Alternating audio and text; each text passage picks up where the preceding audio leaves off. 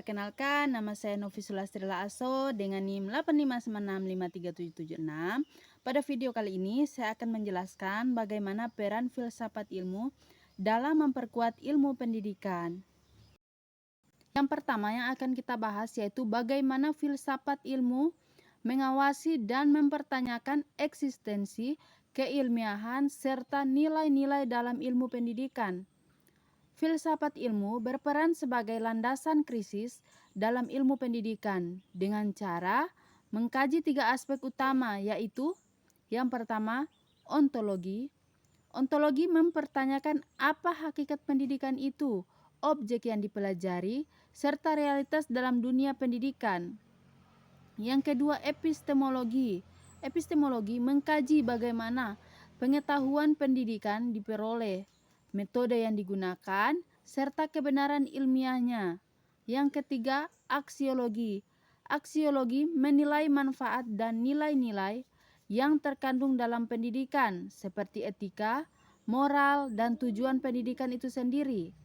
Nah, dengan demikian, filsafat ilmu memastikan bahwa ilmu pendidikan tidak hanya benar secara ilmiah, tetapi juga bermakna dan bernilai. Yang kedua, bagaimana pendidikan yang bermakna dan bernilai turut memperkuat perkembangan filsafat ilmu. Pendidikan yang bermakna dan bernilai akan menghasilkan praktik pendidikan yang tidak hanya fokus pada transfer ilmu, tetapi juga pembentukan karakter dan pemikiran kritis. Hal ini memperkuat filsafat ilmu karena yang pertama, dapat mendorong refleksi terhadap tujuan pendidikan. Yang kedua, mengembangkan pemikiran kritis terhadap teori dan praktik pendidikan. Yang ketiga, menjadikan pendidikan sebagai sarana pembentukan manusia yang utuh, intelektual, dan moral, sehingga pendidikan menjadi ruang aktualisasi dari konsep-konsep filsafat ilmu.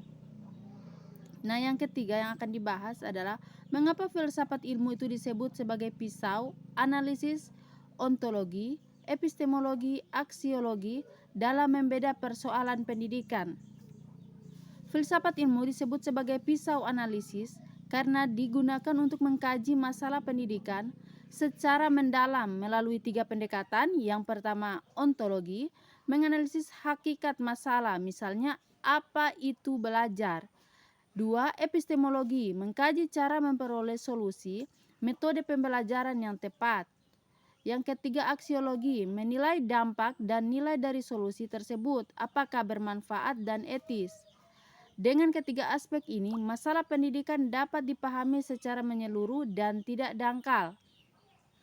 Yang keempat, contoh konkret penerapan filsafat ilmu dalam praktik pendidikan.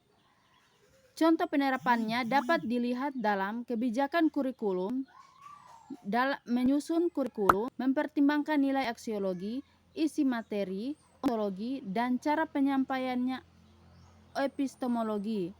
Yang kedua, proses pembelajaran guru, memilih metode pembelajaran, aktif karena diyakini lebih efektif secara epistemologi dan bernilai bagi perkembangan siswa.